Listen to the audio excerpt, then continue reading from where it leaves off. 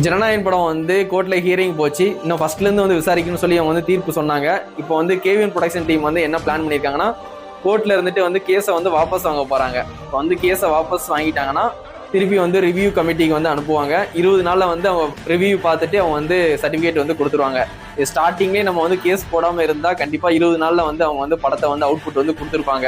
எப்படி பராசக்தி படத்துல வந்து நிறைய சீன் எல்லாம் கட் பண்ணிட்டு நிறைய சீன்லாம் மியூட் பண்ணிட்டு நம்ம வந்து படத்தை பார்த்தோமோ அதே மாதிரி அண்ணனோட படத்தையும் பார்த்துருக்கலாம். ஒரு 20 நாள் 25 நாளுக்கு அப்புறம் ஓடிடியில் வந்து ஃபுல் படத்தையும் பார்த்துருக்கலாம். அவங்க என்னென்ன சீன்லாம் கட் பண்ணாங்களோ என்னென்ன சீன்லாம் மியூட் பண்ணாங்களோ அதெல்லாம் ஓடிடியில் வந்து பார்த்துருக்கலாம்.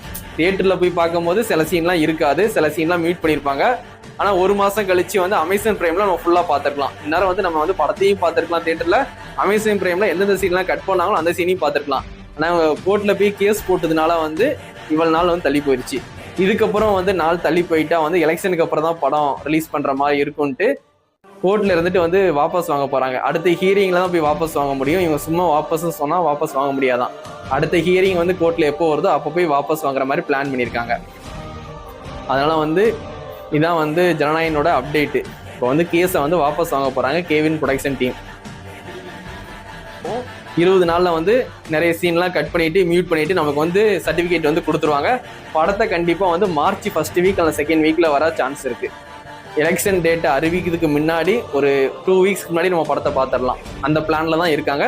கண்டிப்பா தெரிஞ்சுக்கோங்க.